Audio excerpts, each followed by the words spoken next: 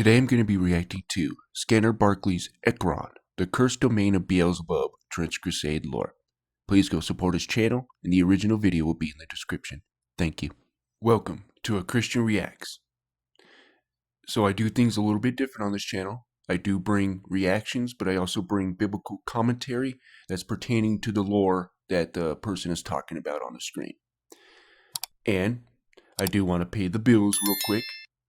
So W Energy Drinks has sponsored my channel, and this one is Oda's Restore Potion. It's basically liquid Skittles. So far, this is my favorite. They also have a s'mores flavor that you can put in your milk and your coffee, and then the W Shakers. These are made in the USA, so you will be supporting businesses in the USA when you buy one of these. So use my code HISWORD247, or the link will be in the description or in the pinned comment, whatever you prefer. But anyways, let's go ahead and get this started. Okay.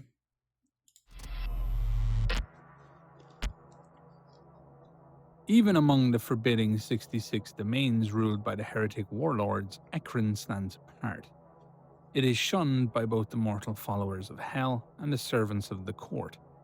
No place on earth mirrors the carnage and corruption of Hell so closely as this putrescent city of Beelzebub, the Lord of Flies. The king of gluttony.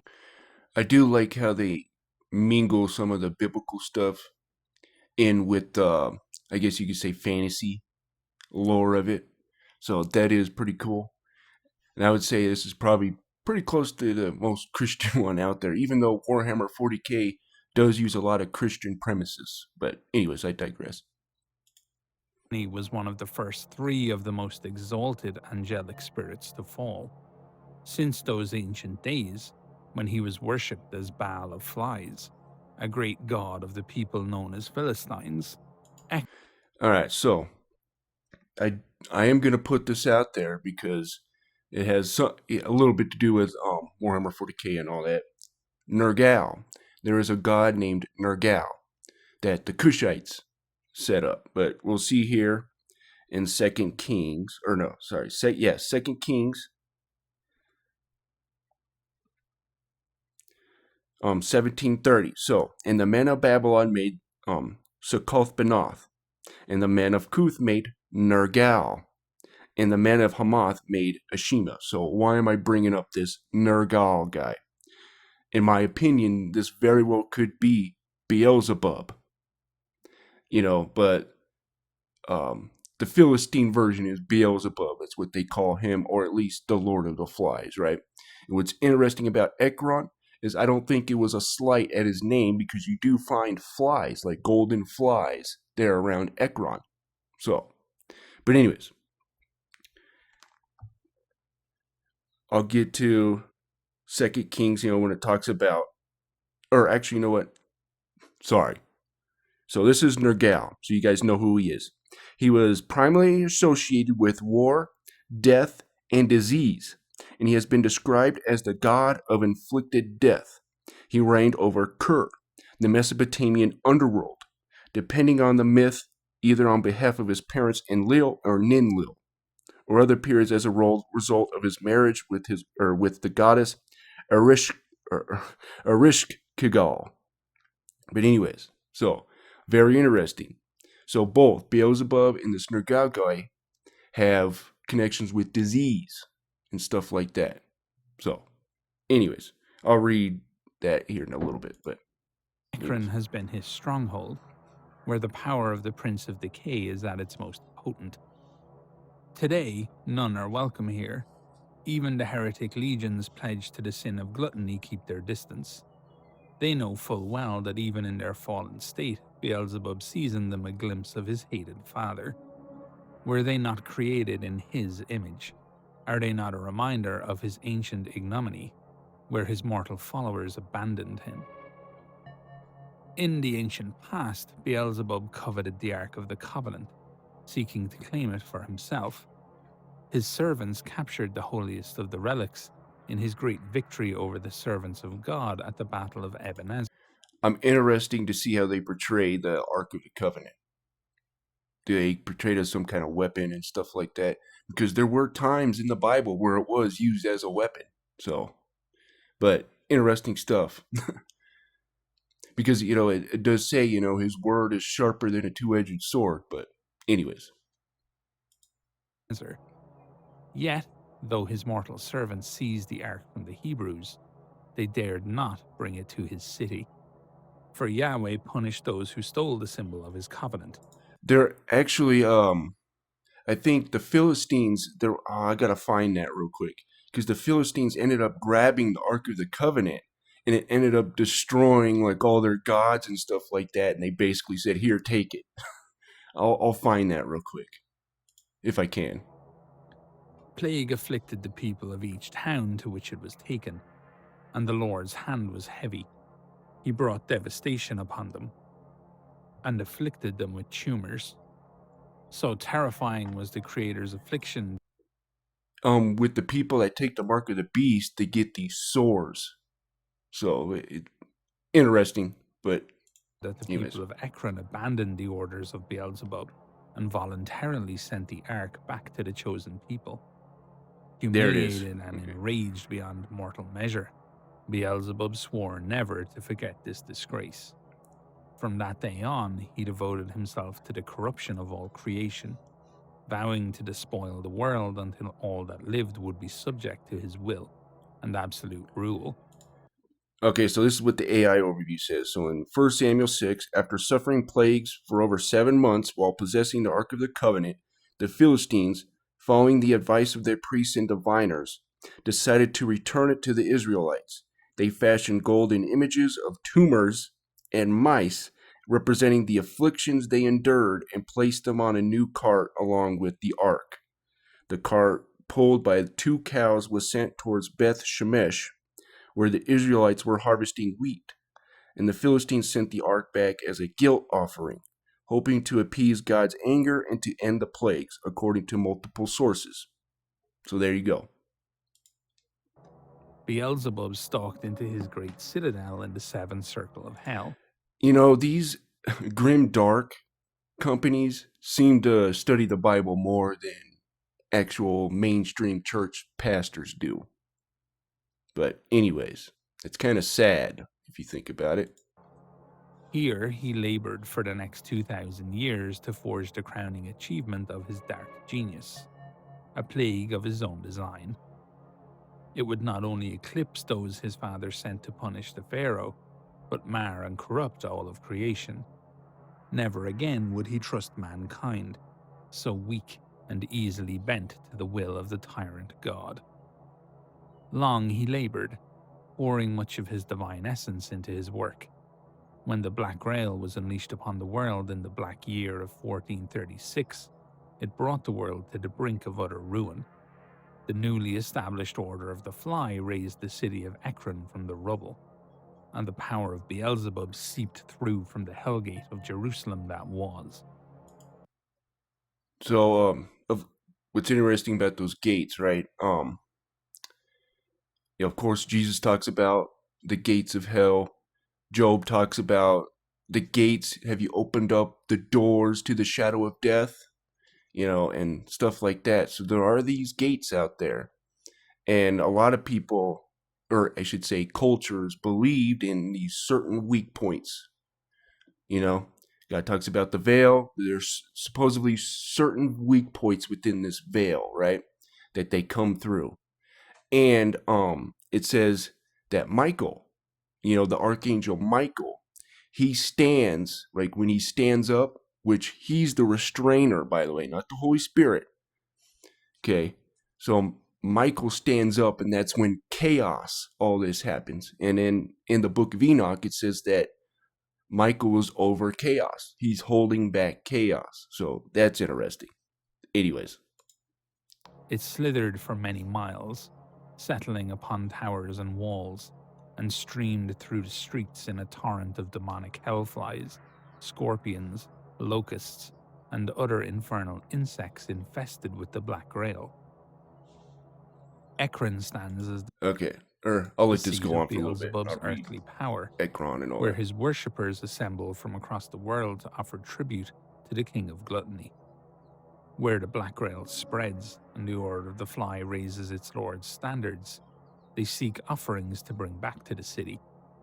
To the missionaries of the Black Grail, it is a realm of beauty and divine vision, a whispered promise of the world to come, and a place their hearts yearn to behold. To everyone else, You'll hear in a lot of pagan societies and occult groups and stuff like that talking about this golden age or the age of Aquarius, right? It's supposed to be this golden age, and back when the golden age happened, I won't get into Lucifer and all that. I won't get into that. You guys probably heard enough about that. But you couldn't. So there was no. You would live a long time. People didn't have to worry about food and all that stuff, right? It was the golden age. So that's why it's called the golden age. And there were cities of gold, in my opinion, Atlantis, stuff like this too.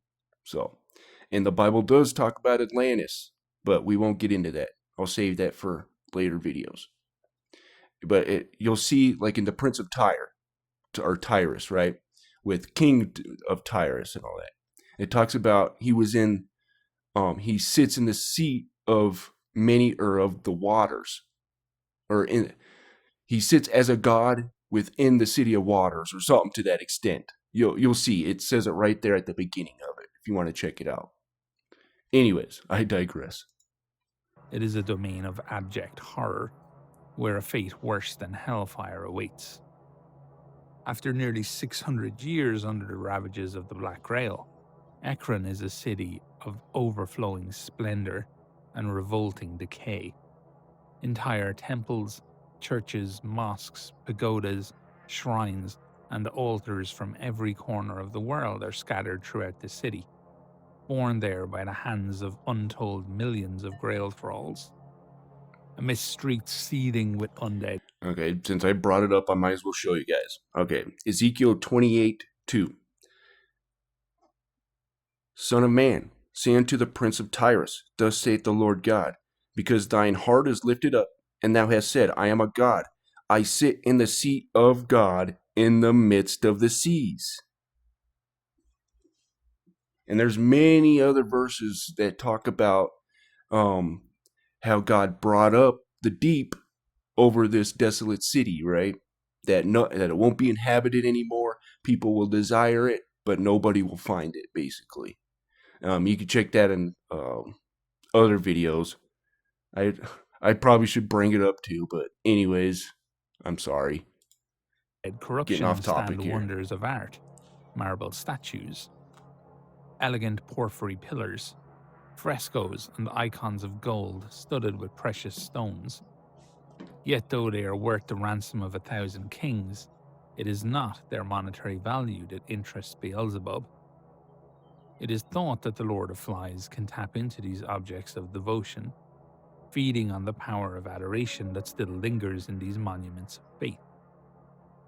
Like a parasite swelling upon its host until it is swollen to the point of bursting, he leeches the power of faith until he is so engorged with it that his great wings might once more carry him skyward.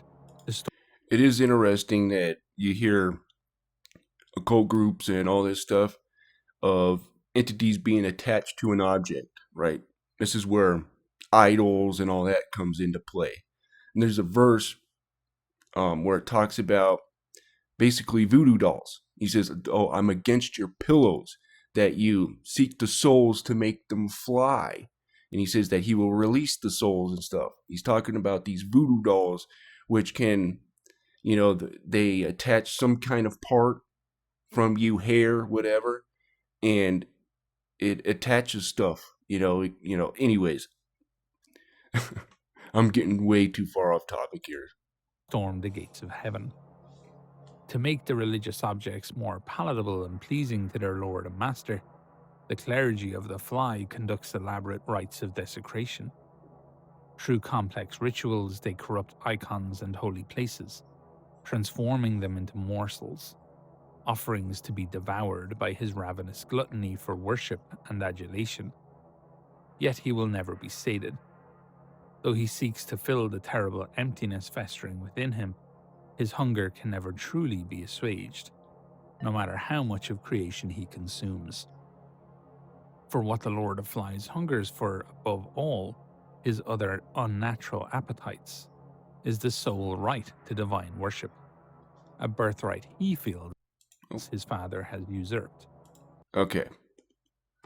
So we'll read, or not read, but I'll give you the AI overview just to make it quicker. So in King James Version of the Bible, Beelzebub, also Beelzebub, is the name of the Philistine god associated with the city of Ekron, specifically in 2 Kings 1, 2 through 16. So there's 2 Kings again, right? Remember that Nergal guy was in 2 Kings, but further down. So King Ahaziah of Israel falls and sends messengers to inquire of Beelzebub if he will recover. The prophet Elijah confronts Ahaziah, stating that God, not Beelzebub, is the one true God, and that Ahaziah's decision to seek guidance from the Philistine deity is a form of idolatry. So there you go. Now you got the story of when the Bible talks about Ekron and all that. In his mind, the natural order is for the parent to die so that their offspring may rise in their place. And who more suited to take the throne of God than Beelzebub, the most gifted of his children? Thus it is written in the tablets of Ekron, "Be not afraid, for behold, I bring you tidings of great joy, which shall be for all the people, for the black grail has come." Alrighty, so official lore around Ekron and some explaining as to who exactly Beelzebub is, why he's the Lord of Gluttony, what that actually entails specifically for him at this point in his existence, and a whole lot more. So let us talk about one of the things, well, many of the things I guess mentioned in the video, but one of the things I want to focus on at the start is at the very start of the file that we got from Tomas, it describes the language of Ekron as being corrupt Enochian. I would have to find that. I think it would be cool to maybe start doing some Trench Crusade shorts, but I would definitely need to know the lore a lot better and all that. So let me guys know if you guys would like not just Warhammer 40k lore in the Bible shorts, but if you like Trench Crusade in the Bible shorts as well. Let me know. And this is actually really quite interesting. So Enochian is an occult constructed language. A constructed language. Yeah, and that comes from probably the bad Enoch. So if you don't know, there were two Enochs, right? You got the one, in my opinion, who wrote the first book of Enoch, but then you got the bad Enoch who wrote second and third Enoch. The reason why I say second and third Enoch are not good books, one or second Enoch talks about this Melchizedek being created by necromancy and a scandal. And God blessed it, right? And then the third one talks about Metatron, which is a basically a Kabbalistic entity. So, yes. So I don't believe second and third Enoch are good ones. But first Enoch agrees with scripture a lot, right? And I've shown it many times on this channel. But anyways. Language is one that is made for a purpose rather than arises from natural development. The bad Enoch was Cain's son, right? He built a city, Enoch. And what's interesting, there's a city in Mexico called Tenochtitlan, which is interesting, but which could be the city that Enoch or Cain built for his son Enoch. I think about the languages that Tolkien would have developed for his stories rather than something like English or Greek or French or any language that has basically occurred out of the evolution of a need to communicate. So it was something essentially that people just kind of made up very quickly and for a specific purpose. So in the real world, Enochian was recorded in private journals by two gentlemen called John Dee and his Yep. colleague Edward Kelly. What's interesting about John Dee, he was kind of the first 007.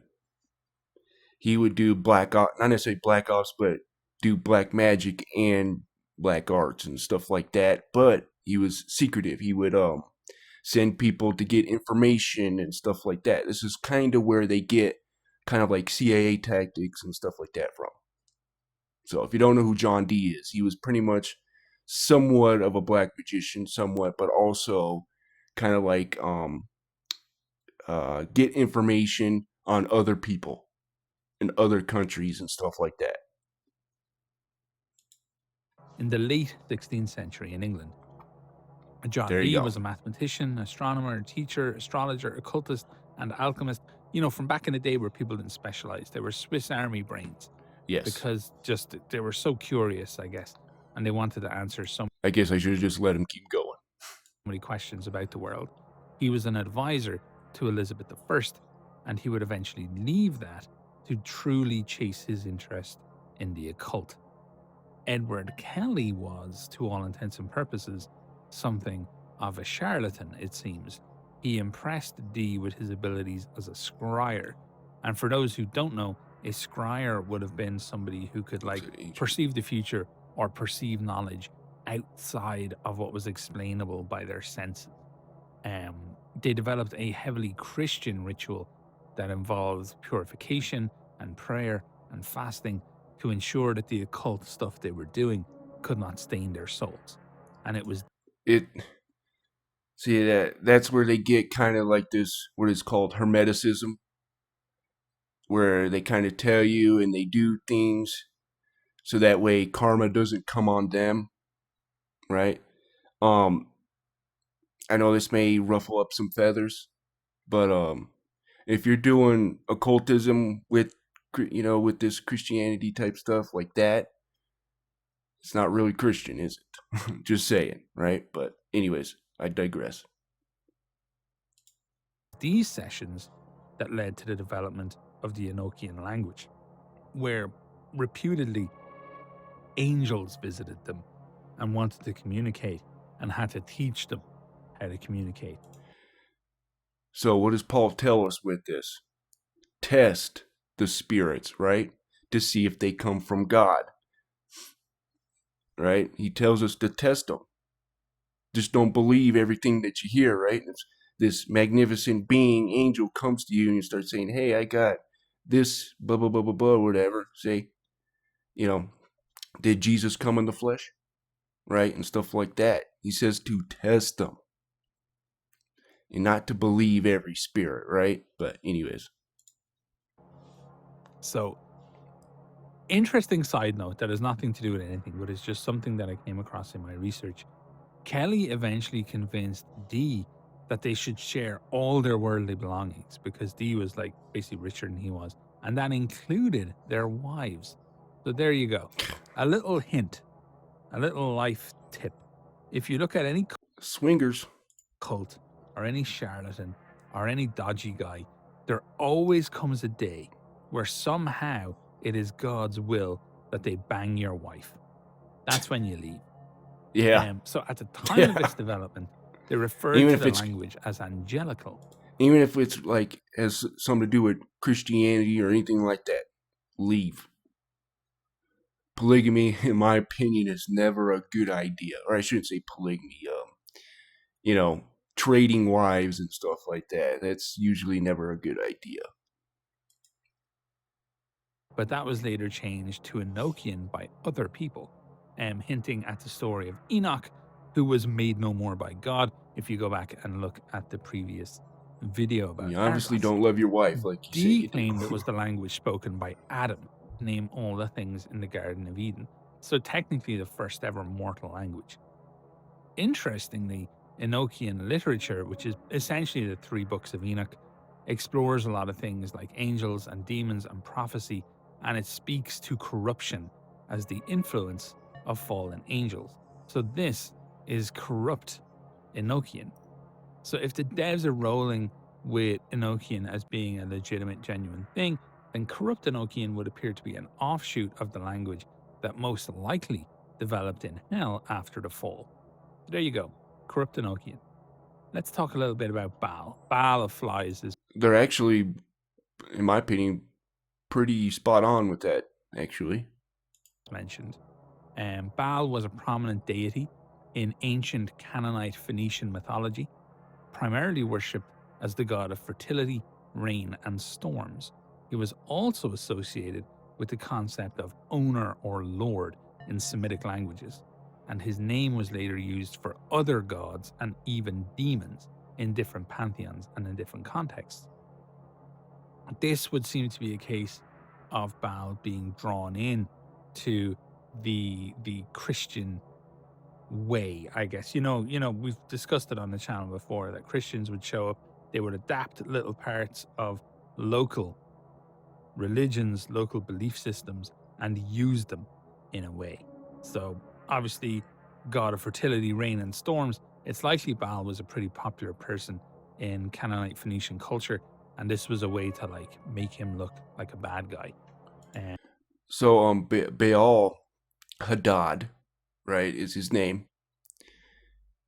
He so if you don't know, you have Lucifer, in my opinion, who is this Osiris, Saturn.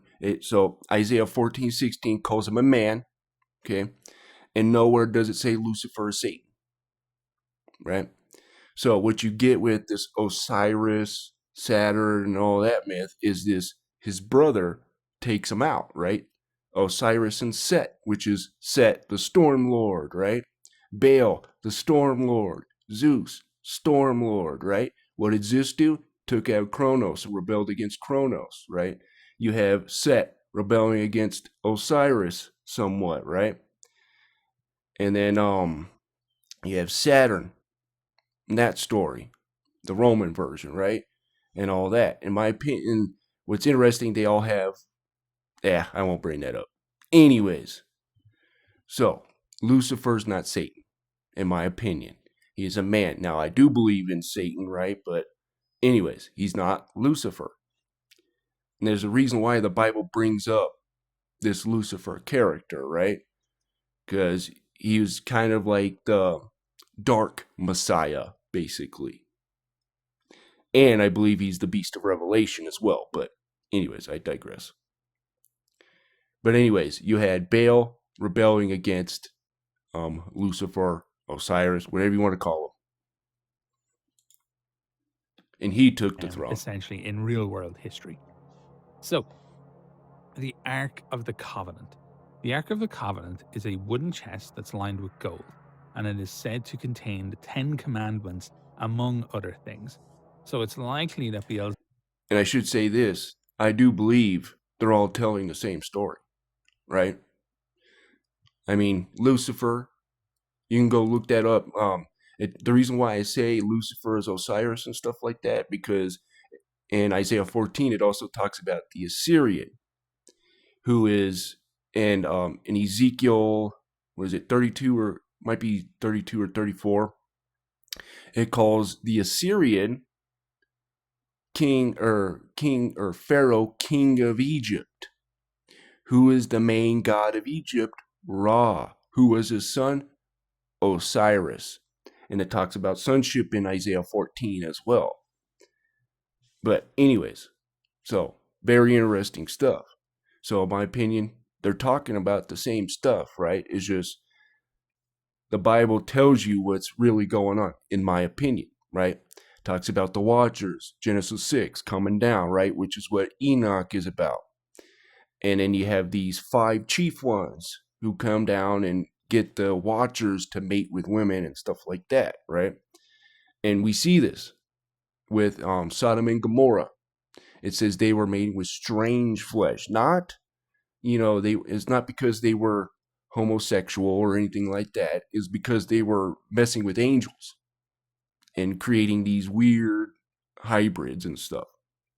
Anyways, I digress. Beelzebub covets it because it's representative of God's love and his attention. Right. And there's a reason why God doesn't like these guys, right?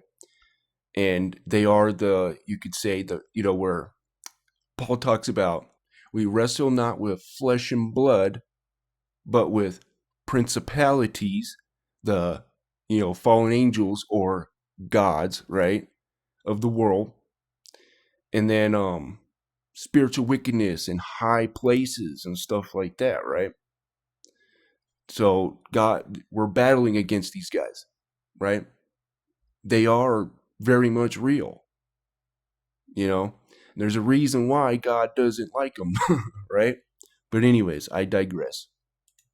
Attempt to guide men, right? Essentially, what the Ten Commandments Video's are taking way too is a long. cheat sheet Sorry, to guys. get into heaven. So why would he give that to them? Why not help the fallen get back to heaven? Oh yeah, it's because he doesn't care about them, at least as far as Beelzebub is concerned. The Ark also has a strong connection to the Israelites' religious life, and they are said to have carried it with them in the wilderness, and it's thought to possess the power to destroy their enemies. It is possible There's that that weapon in thing I was Trench talking Crusade, about. Beelzebub has a particular hatred for the Israelites and the Jewish people, as in real life, his name was often used as a grave insult and a curse by the Israelites. Oh, and I guess I should say, in my opinion, I don't think Beelzebub is Baal, right? Because Baal is just a term for Lord, right? That's all it is. So, and when the Bible talks about this character Baal itself, it's talking about Hadad or Adad, this storm lord guy, right? In my opinion, Zeus, Set, oh my goodness, Marduk, right? In the Babylonian stuff, like it's all the same thing, right? It's this storm lord rebelling against Lucifer, right? And so in my opinion, they're telling the same stuff, right? And the Bible's telling you what's going on with that and why he doesn't like these characters, right? And what they're doing. So it's just something interesting They're the devs might play with. They're trying to terraform the earth into their image instead of God's image, right? Okay. I And should say lean that. into as they develop the Hebrew Knights. Sorry, this is I don't way know. too long. Now, there was a reference to the chosen people. The chosen people refers to an apparent special relationship between God and the Jewish people. The idea of the chosen people With God and the people who worship him, right? So Israel just means people of God, right? It has no so back in the day, you could become, you could follow the commandments and all that, and you would be adopted into, right? This is when, when Jesus talks, or what is it? Basically, Paul talks about, the elements and stuff like that, where I talked about there, the stoichion, but people think that he's talking about the law, even though they're in, where is it? Galatia, far from Israel. But anyways, I digress. But where was I going with that? Anyways, if I find it. is found in several passages of the Hebrew Bible, such as Exodus 19:6, which states, "You will be to me a kingdom of priests and a holy nation." And Deuteronomy 7:6 also says, "For you are..." Oh, yeah, that's right. He's talking about the law of adoption, which you could be adopted into, right? And you take on the Jesus's stuff, right? So he's king and priest. Well, you become a king and priest, right? After the order of Melchizedek, which is king and priest, which does away with the Levitical system, right? "A holy people to the Lord your God, and Lord your God had chosen you out of all the peoples on earth to be his treasured possession." So once again, this might be further reason for Beelzebub to just really fucking hate the Israelites and just kind of let that enmity grow. And we know he's a really kind of a hateful dude. That's one of the most interesting things about Beelzebub, is how this is played out. So Beelzebub truly hates absolutely everyone and everything, even his own followers, because his own followers remind him of the failure of his followers thousands of years ago. We learn from this lore that rather than wanting to destroy all life, he actually wants to kill God and take his place and be worshipped as the only true God. He wants to be the true divine, and likely by means of the Black Grail, because the Black Grail is something of an insurance policy. If you're infected with the Black Grail, you can never turn on Beelzebub. He's been hurt before. He's not sure if he can risk being hurt again. So it was a plague from God that prompted Beelzebub to produce the Black Grail, and he did it to ensure absolute dominion over life, not just to destroy it. And he also did it because that was the means of insult to him, right? God used a plague to stop his followers from doing what he told them to do. They feared God's plague more than they feared Beelzebub. So it appears like an emo kid, he went off to live his life in such a way that would be the perfect poetic win against his dad. You made a plague, I'm going to make a goddamn fucking plague. And he was greatly insulted by his followers' fear of the tyrant god Yahweh, and he seems to be eternally driven now to usurp him, seeing that as being a natural order that the child takes the place of the parent. So there does seem to be some spots where you can see a disease directly connected to a demon, right? Not everything, right? Not every sickness is connected with a demon and stuff like that. I'm just saying there are some things that you see in the Bible and other places as well. So, but anyways, I just think that's interesting. I really love this explanation of Beelzebub. And I also love the fact that his gluttony is less about kind of eating the meat of people, infecting people with stuff. He wants the adoration. He wants the adulation. He has his followers bringing all kinds of entire holy buildings to Ekron so he can steal that essence of the faith within them. That's really interesting to me. I really like that quite a lot. That's pretty cool. So yeah, that's it for this video. That's as much as I want to break down, I guess. I will likely do a longer, more detailed video specifically about Beelzebub in the future, and we'll go from there. But as always, folks, thank you so much for watching this. I hope you're having a really lovely day, and all the best. Thank you for the content, Scanner Barkley. Alright guys, I'm going to go ahead and end it there. Sorry, this is probably longer than I was hoping it would be, but I hope you guys enjoyed this. So every now and then I do Trench Crusade videos just to put it out there and, give some variety to the channel a little bit, even though YouTube doesn't like that too much, but it is what it is. They seem to be pretty successful. But anyways, guys, of course, check out W Energy Drinks.